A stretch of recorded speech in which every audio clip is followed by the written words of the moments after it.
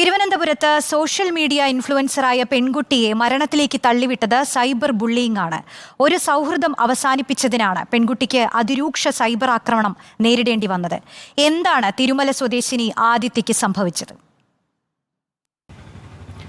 തിരുവനന്തപുരം തിരുമലയിലുള്ള വാടക വീട്ടിൽ ഒതുങ്ങുന്നതായിരുന്നില്ല 18-കാരി ആദിത്യയുടെ സ്വപ്നങ്ങൾ.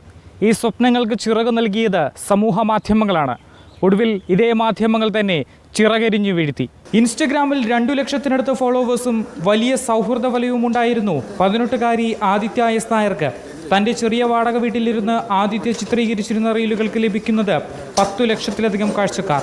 പക്ഷേ സൗഹൃദം അവസാനിപ്പിച്ചതിൻ്റെ പേരിൽ സൈബർ ആക്രമണം നേരിട്ട് ഒടുവിൽ സ്വന്തം ജീവിതം തന്നെ അവസാനിപ്പിക്കേണ്ടി വരുമെന്ന് ഈ പെൺകുട്ടി വിചാരിച്ചിരുന്നില്ല.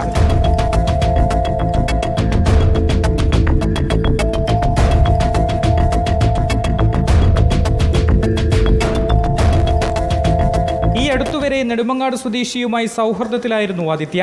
ഇരുവരും ഒന്നിച്ചുള്ള റീലുകൾക്കും ഇൻസ്റ്റഗ്രാമിൽ ആരാധകർ ഏറെ.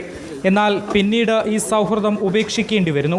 ശേഷം ആദിത്യയ്ക്ക് നേരിടേണ്ടി വരുന്നത് കടുത്ത സൈബർ ആക്രമണം. സൈബർ ആക്രമണം രൂക്ഷമായതോടെ ആദിത്യയ്ക്ക് കടുത്ത മാനസിക സമ്മർദ്ദം അനുഭവപ്പെടുന്നു.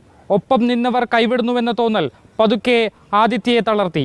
ഒടുവിൽ ആ കടുത്ത തീരുമാനത്തിലേക്ക് പെൺകുട്ടി എത്തിച്ചേരുന്നു. ഈ മാസം 10-നാണ് ആദിത്യ വീട്ടിനുള്ളിൽ ആത്മഹത്യയ്ക്ക് ശ്രമിക്കുന്നത്. കഴുത്തിന് ഗുരുതരമായി പരിക്കേറ്റ പെൺകുട്ടിയെ തിരുവനന്തപുരം മെഡിക്കൽ കോളേജിൽ പ്രവേശിപ്പിച്ചു. ചികിത്സയിലിരിക്കെ ഞായറാഴ്ച ആദിത്യ മരണത്തിന് കീഴടങ്ങി. അതുവരെ സൈബർ ആക്രമണത്തെക്കുറിച്ച് രക്ഷിതാക്കളും അറിഞ്ഞിരുന്നില്ല. മരണവാർത്ത പുറത്തു വന്നതോടെ സുഹൃത്തുക്കൾ സൈബർ ആക്രമണ തെളിവുകൾ പുറത്തുവിട്ടു തുടങ്ങി.